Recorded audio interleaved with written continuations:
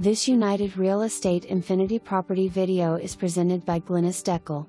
This home was updated and renovated in 2017. 2 halves double wide on large lot at end of the road, on the last road in the park. This allows for privacy. Pet friendly. Windows have been replaced.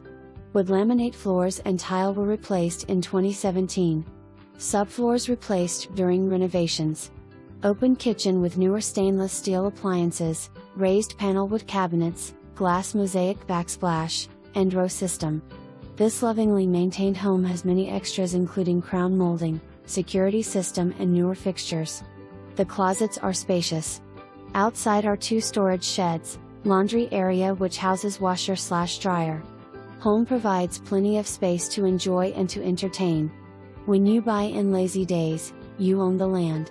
Low monthly fee of $155 includes rec facilities, common grounds maintenance, and trash pickup. Roof and AC are in excellent condition.